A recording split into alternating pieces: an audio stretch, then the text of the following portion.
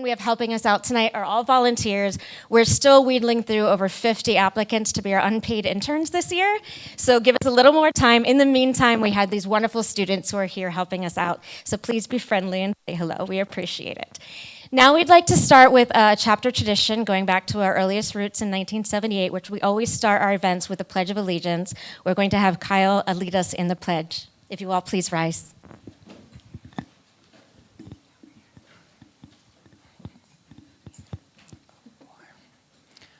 Place your right hand over your heart. Ready, begin.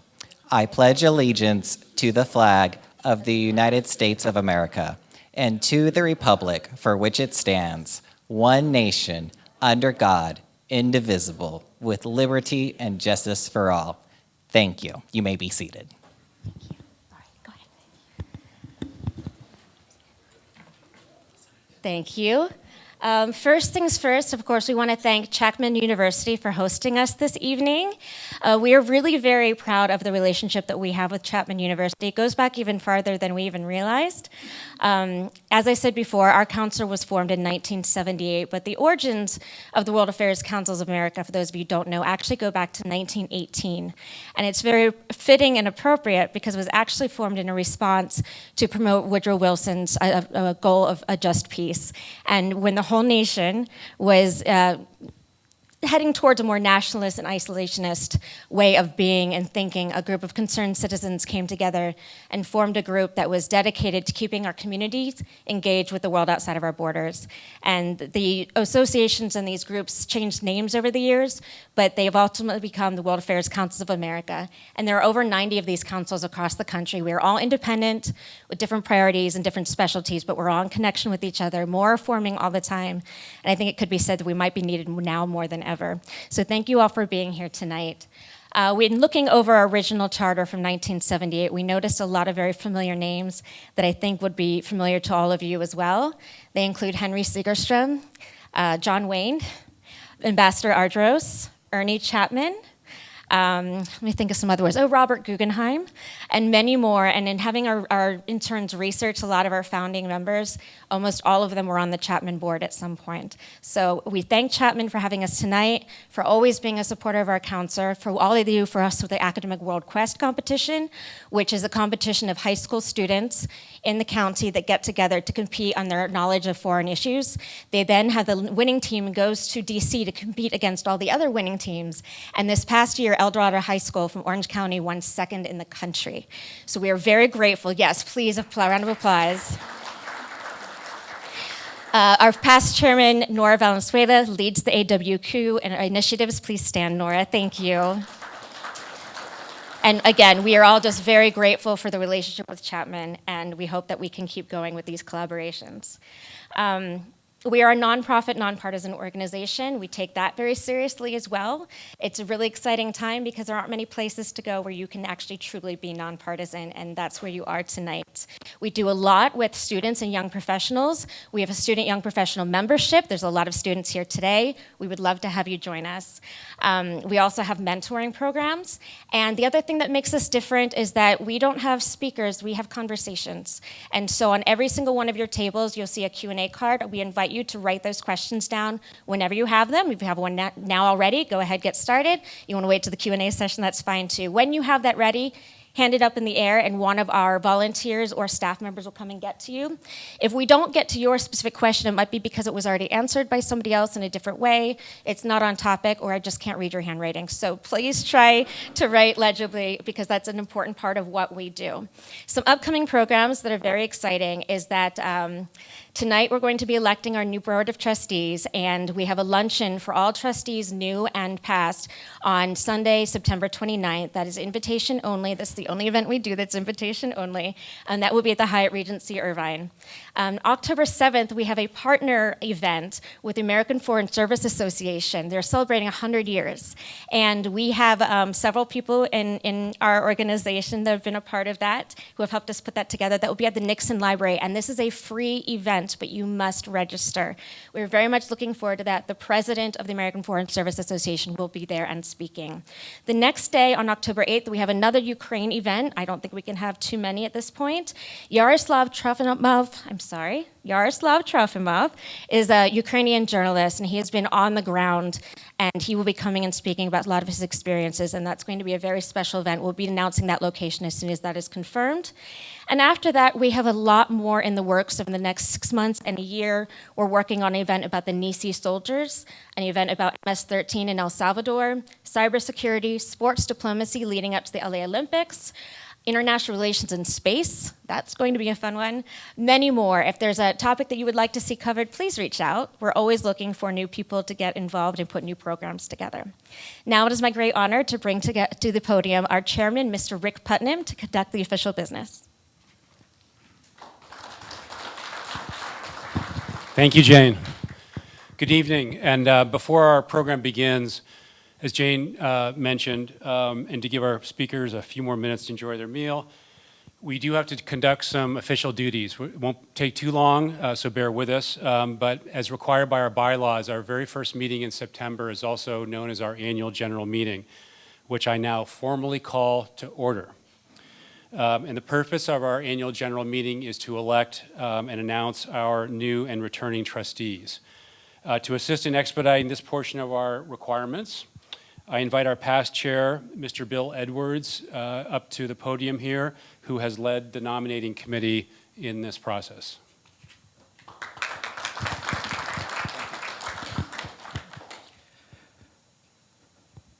Good evening.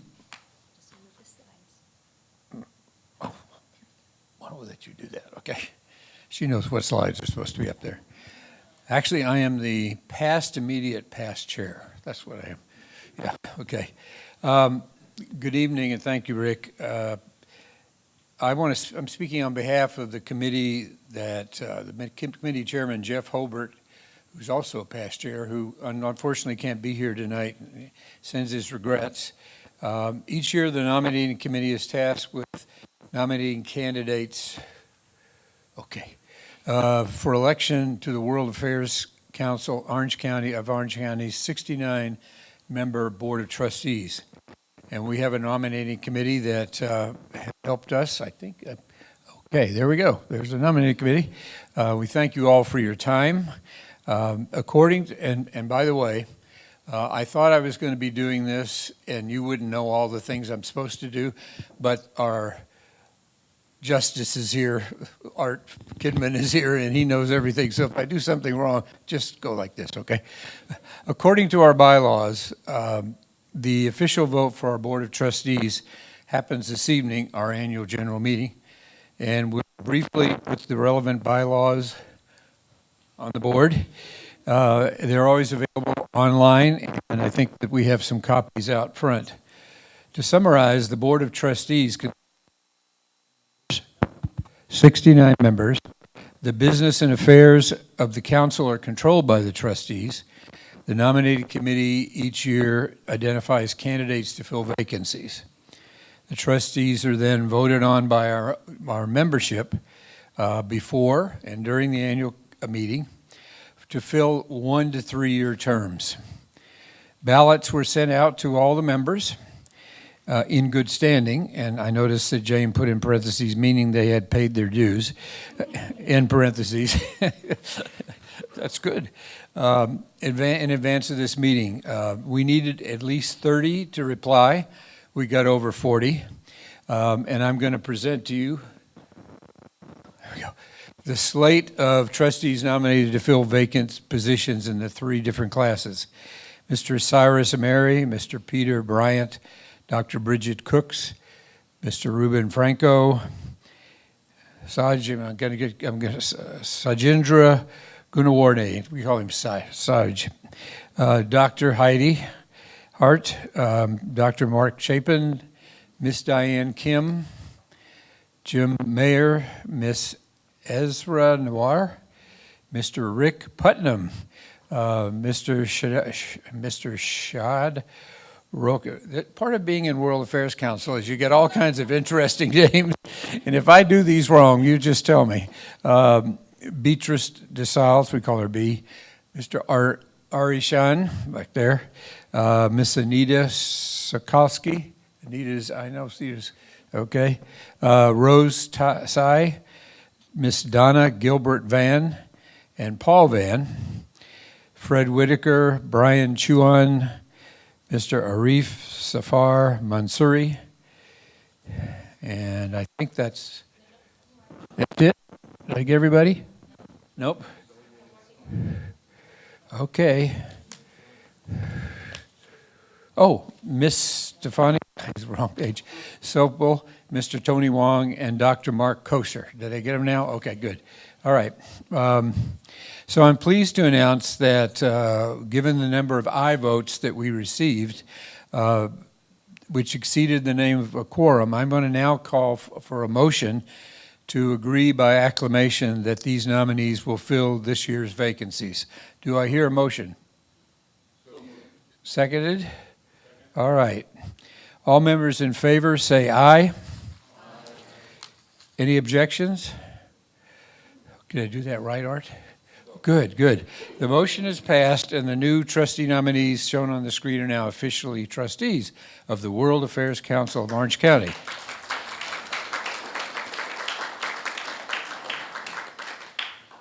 Congratulations to all of our new and returning trustees. And I would like to invite all trustees to join us for our annual trustee lunch, Sunday, September 29th at the Hyatt Regency, which is Irvine, which is a really great place, 12 to 2. Additional information will be sent out to all members about this event. And I now invite our chairman, Rick Putnam, back to the stage to conclude our annual general meeting and introduce the really important program tonight. Thank you. Thank you, Bill. Thank you, Bill. And again, thank you to the nominating committee, and congratulations to all the returning and new trustees. So this concludes the activities of the annual general meeting, and we'll now proceed with the evening's program. Tonight, so we'll welcome our distinguished academics to our stage. First, from our host, Chapman University, our moderator, Dr. Matteo Harkin, Assistant Professor of History and Director of the Program in War Diplomacy and Society at Chapman University. Dr. Harkin's scholarship analyzes the historical connections between revolutions, democracy, and international relations, especially in Latin America during the Cold War era. He is the recent of his recently published book, The Sandinista Revolution, A Global Latin American History. Additionally, he writes regularly about contemporary Central American politics, with his articles recently appearing in outlets such as the Journal of Democracy and Time magazine. Originally from Nicaragua, he holds a PhD from Harvard University. Please welcome Dr. Harkin to the stage.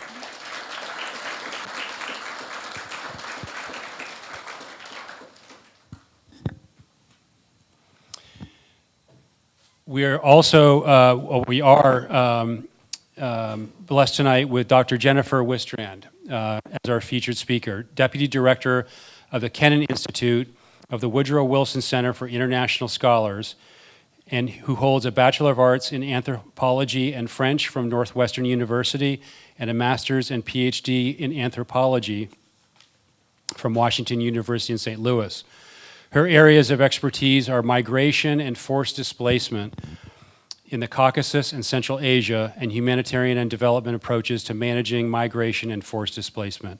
Prior to joining the Kennan Institute, Dr. Wistrand was teaching professor in the Department of Global and Intercultural Societies at Miami University in Ohio, and prior to that, she was a consultant to the World Bank for projects concerning internationally displaced persons, women, and youth in Azerbaijan, Sudan, and Morocco. She was a term appointee and fellow in the U.S. Secretary of State's Office of Religion and Global Affairs, the Bureau of European and Eurasian Affairs, and Bureau of Conflict and Stabilization Operations. She taught at the Center for Eurasian, Russian, and Eastern European Studies and the Institute for the Study of International Migration at Georgetown University. Dr. Wistrand holds a Fulbright Fellowship in Azerbaijan and a Title VIII Kennan Institute Fellowship, and was a Peace Corps volunteer in Turkmenistan. Please welcome to the stage Dr. Wistrand.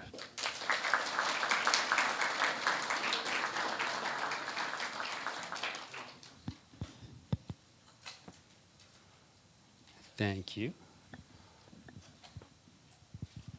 You can here first, I think. Okay, good. Thank you.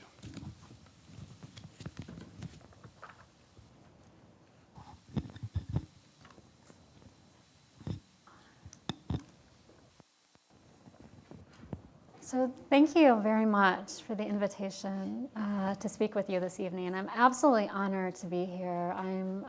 The comments to start out with talking about the World Affairs Council, I agree very much with your mission. So thank you guys very much for the invitation. I'd like to extend a special thank you to a number of people who helped make this visit possible. So my apologies if I don't mention someone that I should, but Mateo Harkin, professor at Chapman University, Rick Putnam, Chair of the Executive Board of World Affairs Council, Jane Herring, President of the Council, and Kyle Stafford, Program Manager. So thank you guys very much for making this possible for me. As was mentioned in the very kind introduction, my name is Jennifer Wistrand, and I'm the Deputy Director of the Kennan Institute, which is a part of the Woodrow Wilson International Center for Scholars, which is located in Washington, D.C. So the Wilson Center, as was mentioned a little bit, established by an act of Congress in 1968 to be a living memorial to Woodrow Wilson, who was a scholar, a university president.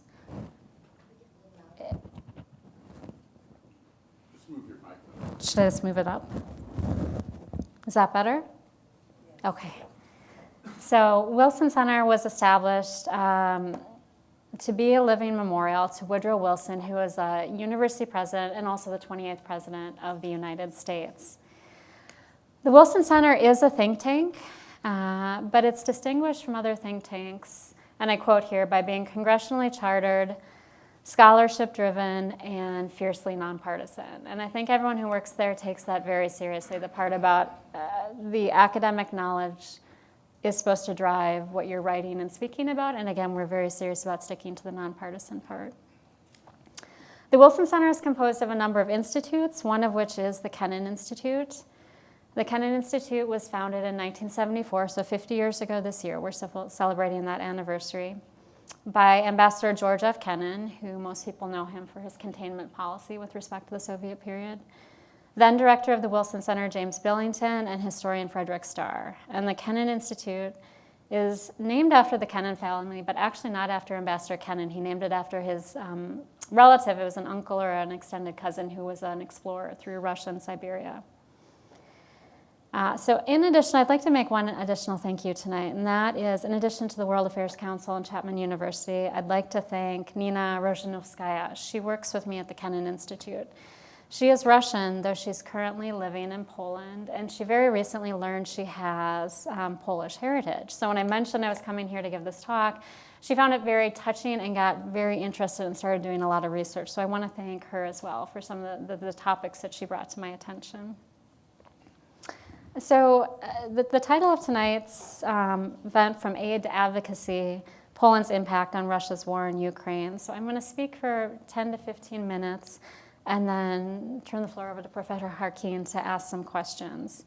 And I will start by giving just a brief summary of Russia's war in Ukraine, which even as I'm talking to people here in the last 48 hours, we're seeing new developments, but kind of catch us up to speed on what's happened over that 2.5-year period.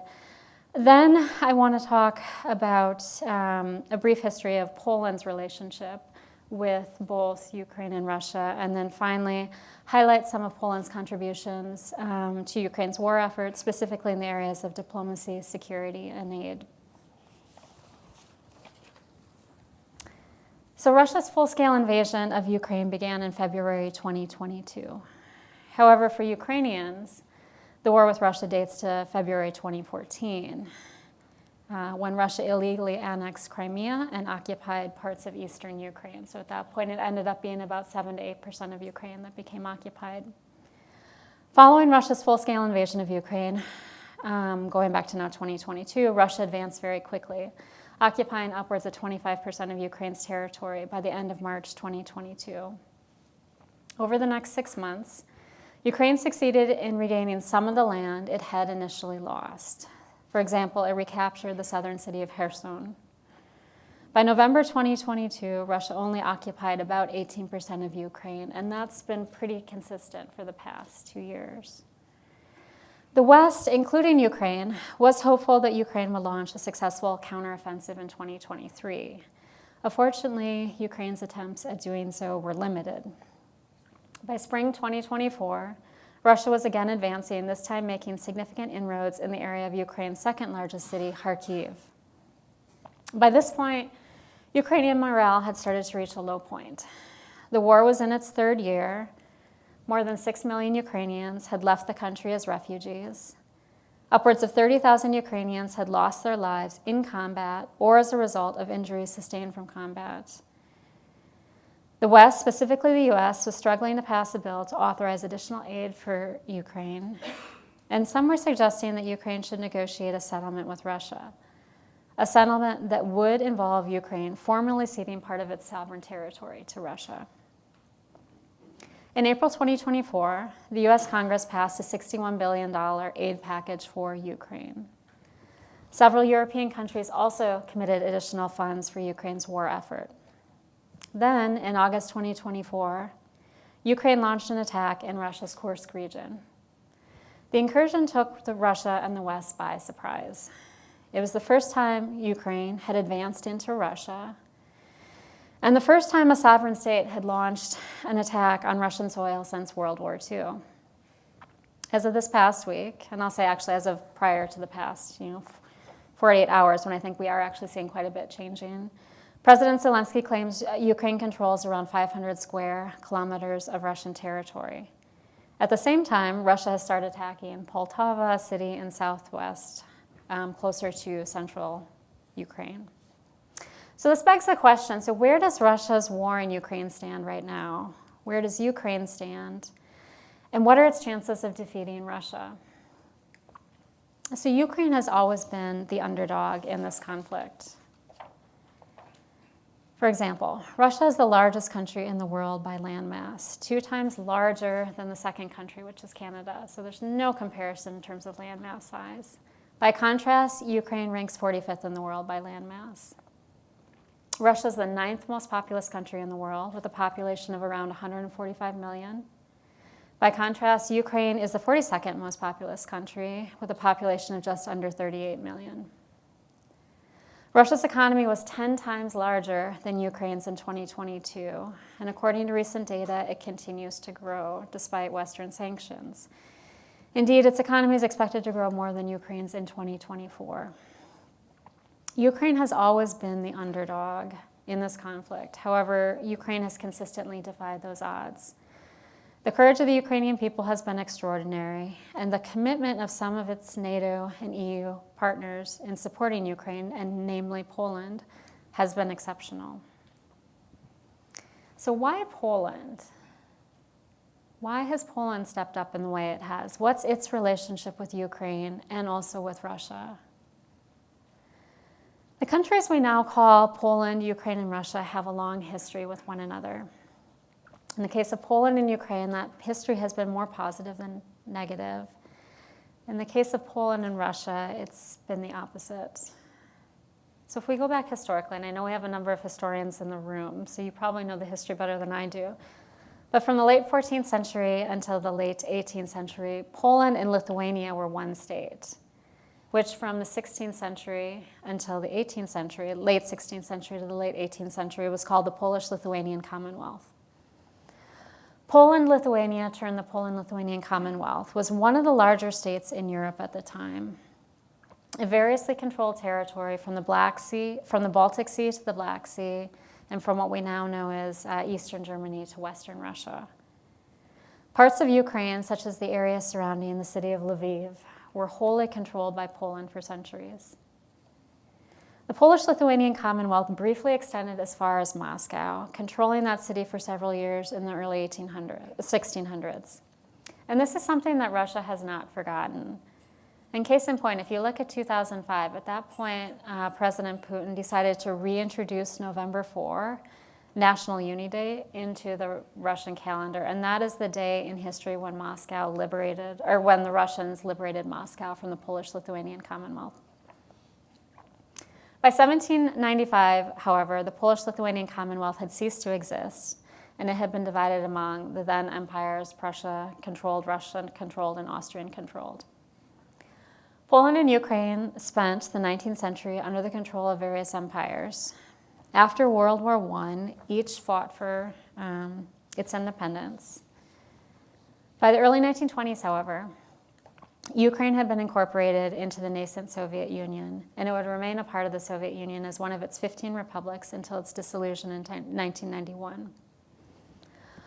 Poland was more or less an independent country until 1939, when it was invaded first by Nazi Germany, then by the Soviet Union, following the signing of the Molotov-Ribbentrop Pact between the Nazis and the Soviets. After World War II, Poland, Czechoslovakia, Hungary, Romania, Bulgaria, Albania, and East Germany became socialist republics. In other words, they were satellites that were strongly influenced and at times outright controlled by the Soviet Union. For example, the Soviet Union and the Socialist Republics signed the Warsaw Pact in 1955, which was purported to be a counter-alliance to NATO, which had been established by the United States and Canada and Western Europe in 1949. Following the collapse of socialism in Central and Eastern Europe in 1989 and the dissolution of the Soviet Union in 1991, Poland and Ukraine finally became independent countries. For Poland and the other former socialist republics, the transition from socialism to democracy and capitalism has been far easier than it has been for former Soviet republics like Ukraine, with the exception of the Baltic republics of Estonia, Latvia, and Lithuania. For example, Poland joined NATO in 1999 and the EU in 2004, while Ukraine is still hoping to join both. According to Freedom House's annual assessment of countries as free, partly free, or not free, based on a methodology that assigns countries a score of 0 to 100, Poland with a score of 80 is deemed free, while Ukraine with a score of 49 is deemed partly free. According to the World Bank, in 2023, Poland's GDP was a little over 800 billion, while Ukraine's was 179 billion. And Poland's GDP per capita was a little over 22,000, while Ukraine's was just a little over 5,000. So despite differences in their political and economic trajectories and some historical grievances that date to World War II, such as the massacre of upwards of 100,000 Poles by Ukrainians in the Ukrainian area of Volhynia, Poland and Ukraine have developed strong relations over the last 30 years. Part of the strength of Poland's and Ukraine's relationship is attributable to that shared history, which dates, as earlier mentioned, to this Polish-Lithuanian condominium. Poles and Ukrainians have lived among one another for centuries. They share cultural, linguistic, and religious traits. They also share a distrust of Russia. For example, according to the Pew Research Center, in 2019, 53% of Poles they surveyed said that having a relationship with Russia was just as important as having one with the U.S. By 2022, that figure had dropped to 28%. It is for these reasons, among others, that Poland has been one of Ukraine's staunchest allies since Russia launched its full-scale invasion of Ukraine in 2022. So what exactly has Poland done for Ukraine in the areas of diplomacy, security, and aid? And what sets Poland apart from its NATO partners and EU neighbors? So again, going back to size, land mass and population. Poland ranks 71st in the world by land mass, and it ranks 39th in terms of population, with a population of just over 38 million. Despite not being the largest member of NATO in terms of land mass or population, or one of the longer standing members, having only joined in 2004, Poland has NATO's third largest military behind the US and Turkey, and Poland spends more than 4% of its GDP on defense, which is more than any other NATO member. So just to qualify in there, obviously the US has a much larger GDP than Poland, but in terms of percentage-wise, Poland ranks in top. Since Russia launched its full-scale invasion of Ukraine, Poland has sent Ukraine more than 40 military aid packages worth more than $4 billion. Poland's airport, which I will mispronounce this, Rzeszów-Jastrzębie Airport in southwestern Poland, has become the main thoroughfare for military and medical supplies from the west to Ukraine. And in July of this year, President Zelensky and Poland's Prime Minister Donald Tusk signed a security agreement which, among other things, commits Poland to supporting Ukraine according to the terms of the agreement for the next decade. Poland has provided Ukraine with military assistance. Poland and Ukraine have also developed a meaningful economic partnership in recent years. Ukraine is the 6th largest recipient of Poland's exports. Poland is Ukraine's 10th largest foreign investor. While Poland was for decades a net immigration country, in fact, since it joined the EU, it was considered the country that was sending people into the EU, with more people exiting than entering. Since the full-scale invasion of Ukraine, when an astonishing 3 million Ukrainian refugees in that first month, I believe, poured into Poland, Poland has since transitioned to a net immigration country. According to UNHCR, as of August 2024, there are estimated to be 6.7 million Ukrainian refugees worldwide. Germany is estimated to be hosting upwards of 1.2 million, and Poland is estimated to be hosting just under 1 million. In July, Poland passed a law that extends special privileges for Ukrainian refugees until September 30 of 2025. These special privileges have and continue to include access to Polish housing, Poland's labor market, Polish schools, and Poland's health and welfare systems. More than half of Poland's schools have Ukrainian refugee students. Ukrainian refugee students constitute around 3% of the students in Poland's schools. And if you combine with the children of Ukrainian migrants who arrived in Poland prior to 2022, because as I mentioned with Poland moving from becoming a net emigration to a net immigration, there's always been a lot of migrants from Ukraine going to work in Poland. So if you combine their children with the refugee students, 4% of the students in Polish schools are Ukrainian. Polish-Ukrainian relations are not perfect. As I mentioned earlier, there are some historical grievances that date to World War II, such as the massacre of the upwards of 100,000 Poles by Ukrainians in Volhynia. And Poland's government has said that Ukraine's government must appropriately address this massacre. In other words, must appropriately recognize it if Poland is to join the EU, if Ukraine is to join the EU. Additionally, there have been ongoing grain disputes over the past year and a half between Poland and other countries that neighbor Ukraine, following the divertment of Ukrainian grain shipments from the Black Sea, moving them through Europe. But that said, on the whole, Polish-Ukrainian relations are strong. Poland has provided Ukraine with immense material, and I would add emotional support. And Russia has underestimated not only Ukraine's strength, but the strength of its friends like Poland. Thank you. And with that, happy to take questions.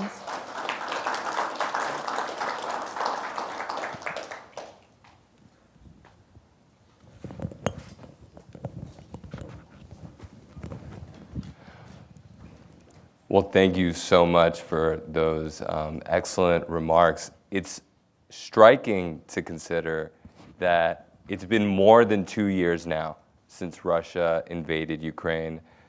Since then, the narrative surrounding the conflict have really twisted and turned as the situation on the ground and in the international arena has changed. And now you've brought us up to speed, you've told us where we're at in the war, and you've explained why we need to be paying special attention to Poland. That's what I wanted to ask you about first. Could you please elaborate? What's at stake for Poland moving forward? And what has the Polish impact on the war really looked like? Yeah, that's an excellent question. I mean, I think Poland has stated, the government has stated that, well, and the populace has stated, right, by the number of Polish families that took in initially Ukrainian refugee families. So they have stated that they will be consistently by the side of Poland. But they do have to worry about their security as well, right? And Poland has given us extensive military support and says, but we can't get to the point, right, where it would in any way impinge upon our national security as well. So I think what's at stake for Poland is it doesn't want its national security situation to be in any way encumbered. Obviously, so Poland does share actually a very small border with Russia, we forget, right, with Kaliningrad there. So they do have a border with Russia, and I think whether it's Poland, whether it's Lithuania, another country that's very concerned about that, would they potentially, if the conflict escalates further, would they face an invasion in their land? Right, and you also mentioned the huge amounts of people that have been displaced by the war. How is that movement of people reshaping countries like Poland? Yeah, no, it's incredible. And for Europe, you think back, 2015 was kind of the big awakening. They call it like the migration or refugee crisis, when you had about 1 million people moving into Europe. And that's when Germany very graciously opened itself up for people. And for this number, as I said, when I was looking again, re-looking at the numbers, I think it was 3.5 million people from Ukraine came into Poland in 1 month. That's an astonishing number of people. If you go back to what I said, like percentage-wise of the population. And people in Poland, again, literally taking people into their homes. And so that's what's interesting with this bill. This is now, there have been subsidies for families that have been hosting Ukrainian refugee families. That's going to phase out, and it's going to give people access to the housing market. Now, there's always this concern, is there going to, as in any country that's hosting refugees, is there going to be, quote, fatigue at some point? You hear very small segments of society. I don't think most of Polish society at this point is anyway talking about like a refugee fatigue, but that's always something that Ukrainians themselves are going to be concerned about. Are we going to confront that at some point from the population? I think thus far Poland's been a model in the way they've done it, because as I mentioned, putting kids in school, that's a huge thing, right? As opposed to creating, let's say, a parallel school system, they've immediately wanted kids, and actually as of this year too, with this new passage of this bill, Ukrainian students are obligated to be in the Polish system. They can no longer do remote education. So it's this idea of trying to give people, keep their skills up, but will fatigue set in? No one knows that. And there's lots of people from Ukraine that have gone elsewhere in the EU as well. The UK has taken in a large number of people. Germany, obviously. Of course. And I wonder what this looks like at the more elite political level. I know there was a major election in Poland recently, a change in government. Yeah. How have recent political developments in Warsaw changed the Polish position vis-a-vis the conflict in Ukraine? That's a good question. So the Polish government that was in power from 2015 to 2023 was, say, more kind of nativist, like inward-looking, more in line with what you saw in Hungary. And during that time when you had kind of a weaponizing, frankly, of migration, right, with what Belarus and other countries did in terms of sending, so there was a bit of a backlash with this idea of people coming into the country. You certainly have not seen that with respect to the Ukrainians that have come in, and now people argue, is that because of the shared history, similarities in language, culture, and all of that? But so the government, but in terms of the government, no, with 2023 onward, government very pro, again, supporting the Ukrainian population. And I think, again, it just gets back to the point, so long as Poland doesn't feel that it's putting itself in a precarious situation militarily. Now, the U.S. and Poland also have very strong relationships, and the U.S. is very committed to making sure that Poland has a strong military, and we've signed multiple, packages with them. So. And speaking of, what about the flip side? Because a couple of days ago, we had the presidential debate here. I'm sure a lot of us tuned in. Poland came up. Yeah. And so I wonder, how are leaders in Eastern Europe thinking about the upcoming presidential elections in the United States and how that might reshape the political scene vis-a-vis the conflict surrounding Ukraine? Yeah, another very good question. And it is shocking. Yes, Poland did get mentioned. I think, obviously, I was talking to several people earlier, right? We take for granted that American elections get watched the world over, right? And they are very consequential. And so obviously, a lot of people are going to see what happens with the election in the fall. But more interestingly, I almost think, is where do the candidates stand with respect to NATO? I think that's what people look at, right? Because for the EU and for NATO, that's what's very critical, right? Is NATO, because they're playing obviously a very critical role in terms of the NATO-aligned countries. And so I think that's almost maybe from election-wise. Obviously, the different candidates have different positions a little bit, but it's where they stand with respect to NATO that I think is interesting. Right. I mean, that makes perfect sense. Now, we have questions from all of you. We're really excited to hear some of them, and I look forward to deciphering your handwriting. Okay, so this first question has to do with where we're going. You gave us a lot of history, which is what I'm partial to, but this question is, what is the most likely resolution to the Russia-Ukraine conflict? This also came up a lot in the debate. Well, I cannot tell the future, so I do not know what's going to happen. I don't know. And I think I will circle back to what I said. On the one hand, you have a lot of people out there trying to prognosticate what's going to happen. And say with this incursion in the Kursk region, people saying, oh, that was, some saying, why did Ukraine do that, right? Does that put it in a bad position? Well, first of all, I think it's for Ukraine to decide what Ukraine wants to do. I think if you go back to when I said, Ukraine has always been the underdog here, right? They've consistently defied the odds for 2.5 years. So I think we have to stop saying, well, they do this, therefore that's the end. They do that, therefore that's the end, because they have consistently denied that that's not the case. So I don't know. And then again, you have people who have said that they should be forced to go to the negotiating table, right? And that they should negotiate away part of their territory. Is that going to happen eventually? Is the Ukrainian government and the Ukrainian populace, because this is a significant drain on the Ukrainian population, right? In terms of family separation, right? The way refugee movements play out differently, but it was primarily, not exclusively, right? But primarily women and children who left. You have a mandate on the male population in a certain age band to have to stay in the country. Now, some people have come back, but you've had family separation now going into the 3rd school year, right? This is extremely hard on families. You've had the loss of life. Would the country be motivated at some point to negotiate a settlement? I don't know, but I think we have to look historically. Even if Russia and Ukraine negotiate a settlement, is that the end to the Russian government's ambitions, right? I mean, Russia invaded Georgia back in 2008, right? They have ambitions for other countries, so I don't think we can presume that a settlement would end things.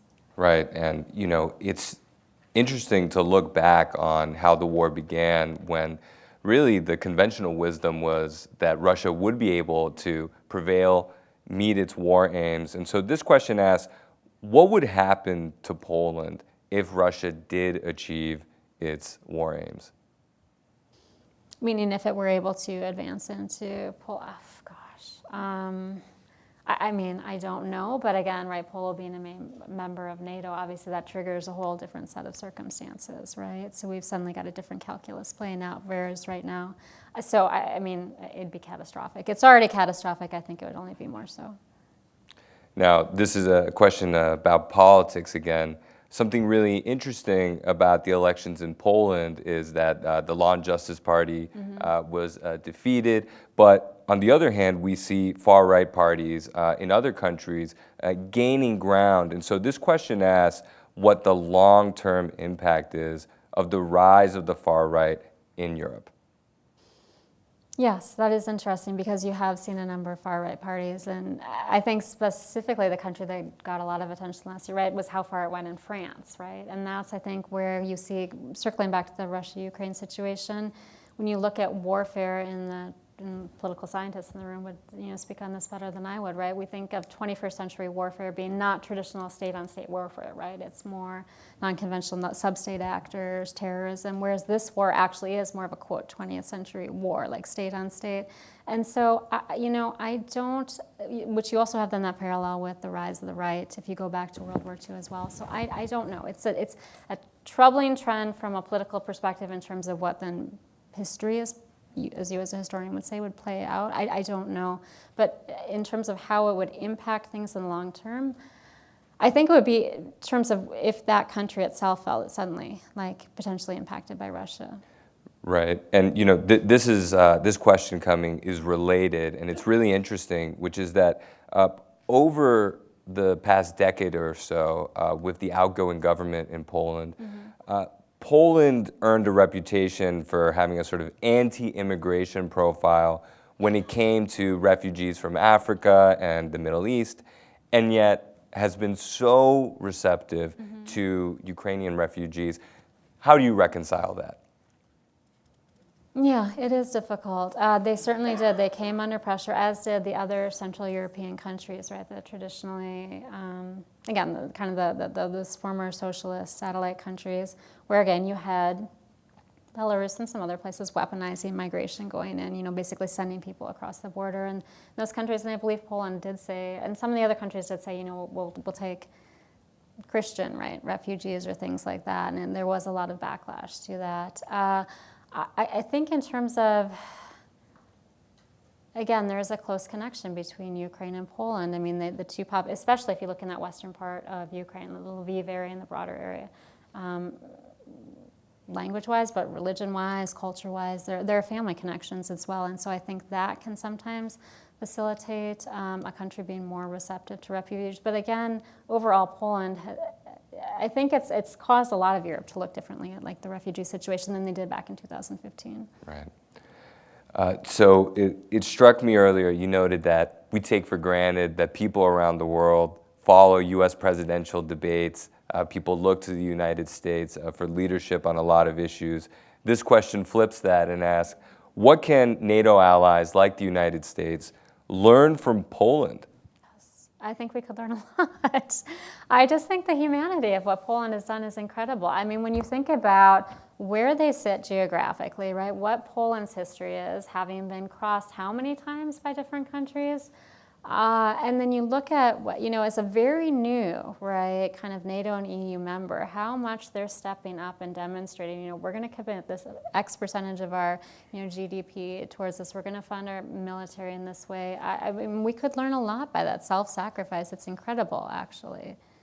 Right, and now Poland has had such an active role in terms of its commitment to Ukraine. Has that had an impact on the NATO alliance? Have countries in the alliance reacted to that in a sort of uniform way, or has there been a little bit more sort of variety in the response? Were they like motivated or spurred by Poland? Certainly if you look at Germany, right? Like, I mean, this was has been the big call. Well, Germany back to 2015 when they really started taking in a lot of migrants and refugees, but in terms of increasing their military, right? For a long time, Germany still was reticent, obviously because of its history with World War II, to want to do that. So I think this has really spurred Germany to focus more on military. I think in general, you see a lot of the countries stepping up more in ways that they wouldn't have previously thought. Now, this question concerns the sort of cultural relationship between Poland and Ukraine. And the question is, have there been changes over time in the feelings of Poles toward Ukraine that can be seen through new cultural developments in sort of that sphere? Talking very recently or more like a broader term? That's an interesting. Yeah, I think certainly. So there has been increasing migration prior to 2022. So prior to the war, there was increasing migration from Ukraine to Poland. And actually, a lot of the people who have come, they came in with language skills. They came in, let's say, in the IT or service or other sector and have started businesses. I mean, so there's been a significant amount of influx of business into Poland from Ukrainians, and that is obviously has positive repercussions, right? If you see people coming in and they're part of your business community. So I think I can't say that there was a negative sense on like a Polish to Ukrainian. There are some of these historical, as I mentioned, bullying, like certain things going back, like historical memory on both sides. It's actually on both sides. You could look on Ukrainian side, some things they would like Poland to forgive, and Poland some things they would like Ukrainians to forgive. So there's certainly, it's not a perfect relationship. No place has a perfect relationship. But I would say 2022 onwards, certainly you have, it's probably brought the countries closer together than could have been anticipated. Right. So we're still taking questions, keep them coming. But in the meantime, I'll ask this one that has to do with U.S. policy towards the NATO alliance. And this has had also some twists and turns over the years. And the question is what you think would be a productive shift in the U.S. policy towards that alliance moving forward. Well, I mean, we're obviously very staunch supporters of NATO, right?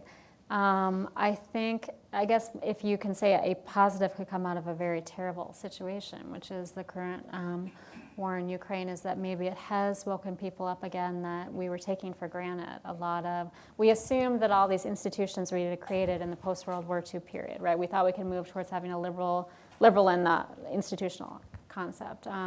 order that would keep us safe and we wouldn't have to go back to like a realist, right, power politics situation. And unfortunately, that's what we're seeing more. And so I think that is impelling people to realize we have to have a strong NATO, right? But we've got to think of other things as well. So.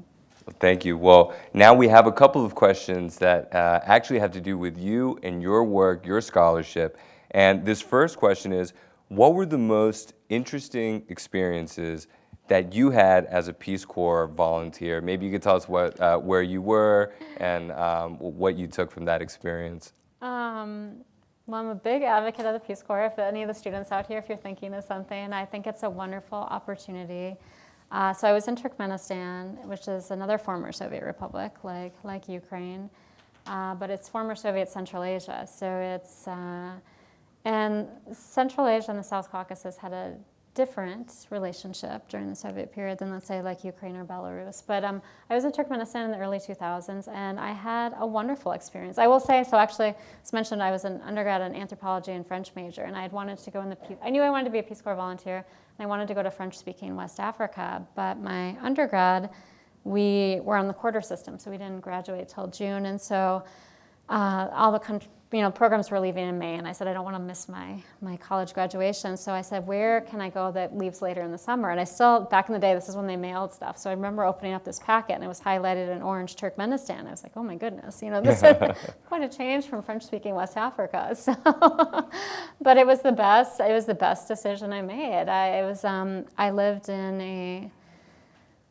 well, Central Asia is a very diverse area. So Turkmenistan, it's a Turkic majority. I lived in a village out on the Turkmenistan-Uzbekistan border with a family that was mixed Turkmen-Uzbek, and I had a phenomenal experience. I think it's one of those countries that people know very little bit about. It's very closed, and I was there under their former dictator, Turkmenbashi, so it really was kind of what you see when you see with North Korea now, right? Like, I mean, literally, students had his face on their watch. He was in the bus. He was everywhere. It was a very close society, but it was a great experience. Wonderful experience in people. Yeah, and are there links in your work between Central Asia and Eastern Europe? What's the connection there?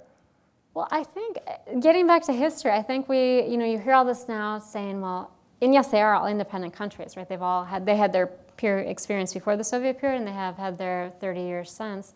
But one thing I always caution is when people want to remove that Soviet period, you can't remove the Soviet experience. That is something those 15 former Soviet republics share in common, and it suffuses the education system. You see it in corruption, right, in political. It's a part of. You cannot take that out of those countries.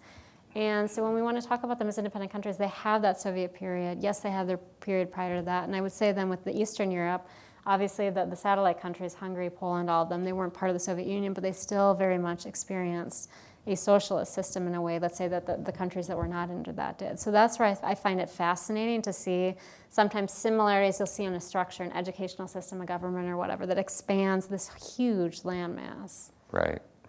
Now, this question has to do with the Wilson Center. Does the Woodrow Wilson International Center, including the Kennan Institute, have paid or unpaid internships for students in graduate school? Yes, so we do have internships, and they are paid, which I'm very happy about. If you go back, well, I was never an intern anywhere, but I know 15, 20 years ago when people had internships in DC, I think they were not paid, which I think is a crime. If you're doing work, you should be compensated. And so, yes, our internships are paid. So people should, if there's students out there, do submit an application. Well, you guys heard it here first. So. I don't know what you're paid, but I do know you're paid. So no, it's a fair salary. Okay, so this question concerns Russia's military position, kind of more in the short and medium term, which is if Russia is successful in conquering eastern Ukrainian provinces, would Western Ukraine be able to sustain itself? And then how would that change the situation for Poland? Well, so Russia has occupied, you hear in the news this area, Donbass. So like that's talking about parts of 4 regions in eastern Ukraine, which have historically had more ethnic Russian-speaking populations. So they have been over there consistently since 2014. Maybe the question is saying, like, were they able to claim this through some type of settlement, right? Right. How would that impact the rest of Ukraine? From a morale perspective, I think it would not be good. If you look at, again, like Georgia, which I mentioned briefly, which if you go back to Georgia, which is in the South Caucasus, had 2 wars with Russia back in the early 90s in the breakup of the Soviet period over Abkhazia and South Ossetia. And so those were left kind of as they call these frozen conflicts, these 4 frozen conflicts in the former Soviet space. That was demoralizing for Georgia, and then even more demoralizing this war, which we were talking about, right, into this 5-day war in 2008 where Russia came in and into South Ossetia. And so Russia occupies 20% of Georgia's territory and has since 2008. And there's not a Georgian that won't bring that up in conversation, understandably, right? So I think you'd have a similar situation occurring in Ukraine as you already have for the past decade, right? Ukrainians have been patently aware about Crimea and this part of the Donbass. So I don't think from a morale perspective it would be positive. And I just circle back, I think we again, if you look at, President Putin is quoted as saying that the greatest catastrophe of the 20th century, right, was the dissolution of the Soviet Union. And what you see with this movement, whether it's in Georgia, whether it's in Ukraine, whether it's Transnistria, this part of Moldova, there's lots of areas where they're wanting to, the government, right, not the population, wanting to create this destabilizing factor. So yes, I guess the short answer would be it's not going to be, I don't think, positive for Ukraine, other than if there could be some semblance of, well, we don't have active fighting, that I don't discount, but I don't think it would be any better for Poland or Lithuania or any of the other countries that are on the front. Well, this raises another question, which is when people talk about a settlement. Just the other day, former President Trump said that on day 1 he would be able to bring the war to a peaceful resolution. When people talk about a settlement, what would that look like? On paper, in practice, what are they talking about? Yeah, I think it's a tricky thing. We tend to think that a war stops and suddenly there's a great settlement. Look at, I also think about Northern Ireland, right? A conflict that went on for 30 years. And you had ceasefires, then a resumption of, kind of the Troubles period, right? You'd have ceasefire, and then you'd have a partial interim agreement. It's rarely that you get a comprehensive peace agreement, right? The day afterwards.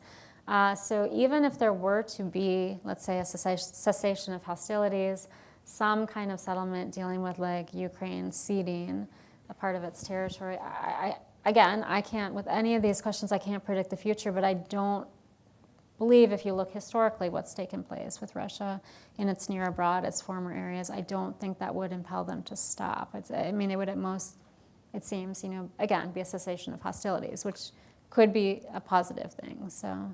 And is that type of concession, ceding territory, even on the table for Ukrainian political and military elites, or even amongst the population? I think if you look at public opinion polling, and we're very fortunate at the Kennan Institute, and not to make this as a plug for, but we do have 2 blogs. We want the Russia File and Focus Ukraine, where we are very fortunate to have colleagues that are Russians and Ukrainians.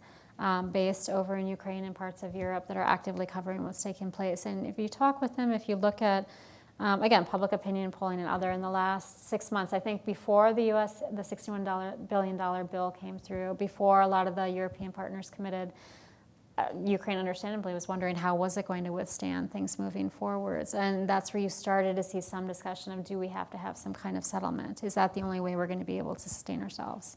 Right. I think the other side of the equation is what it looks like in terms of Russian appetite for a continued war. So this question has, what, if any, sense do you have about the possible end of the Russian population's patience with this war, especially given that it's now come home?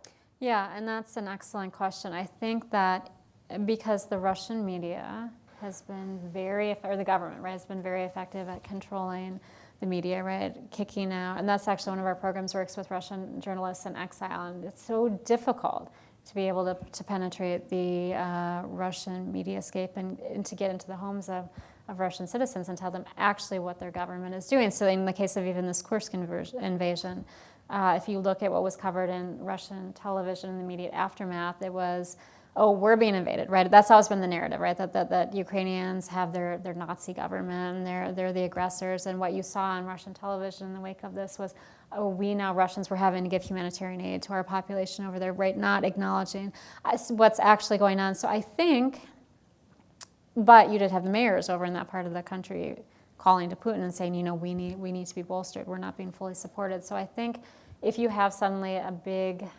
movement of people, internally displaced people, right, IDPs, from what's happening, or if there's greater incursion, if you have suddenly information spreading back, you've already had a difficulty with conscription in Russia, right?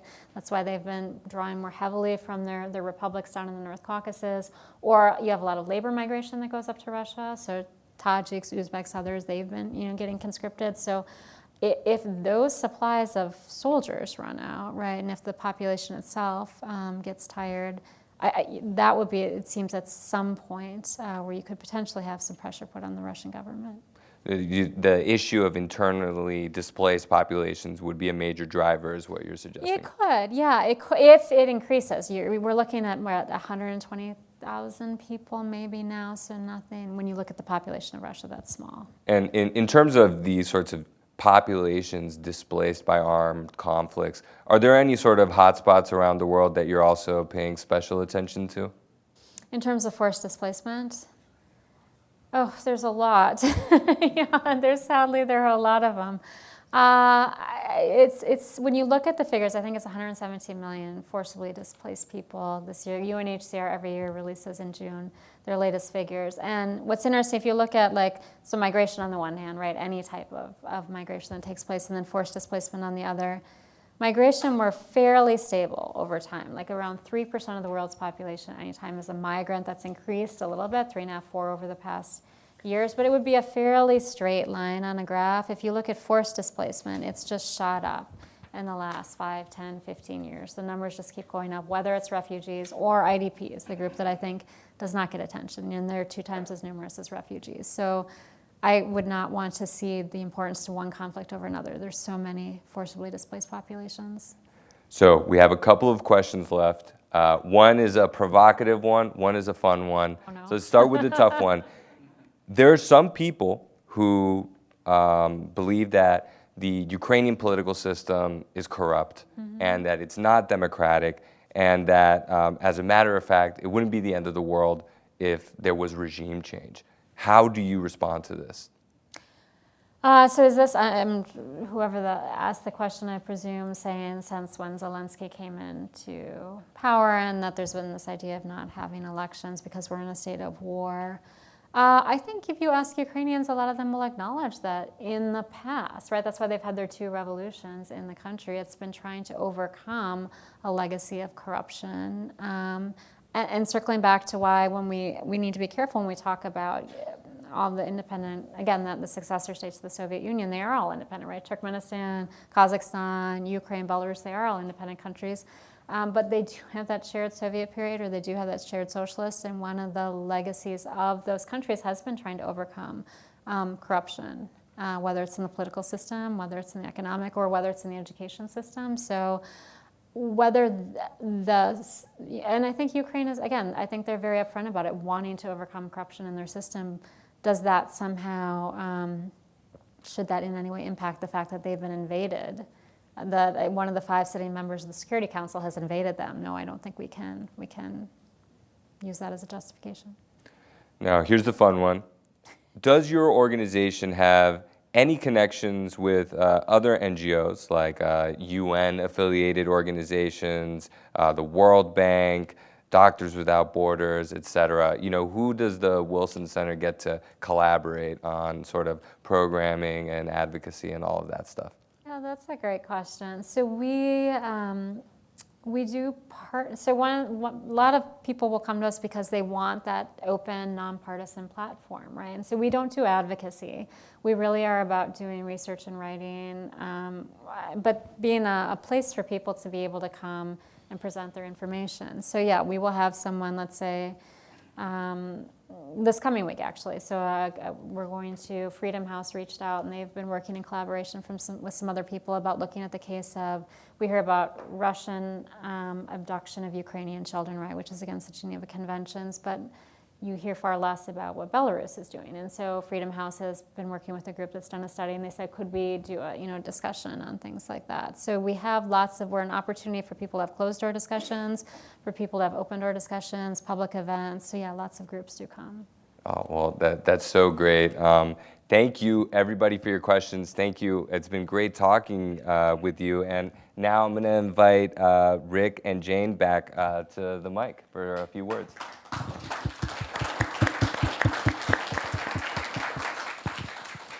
Thank you all for those. Is this working? Yes. Takes a moment. Thank you all for those really wonderful questions. They just kept coming, and we don't usually get to kind of the more personal ones that are off topic, but with the room full of students, I thought, you know what, I think she should answer those questions. So thank you. I really appreciate that. We lost our page. Give me one moment.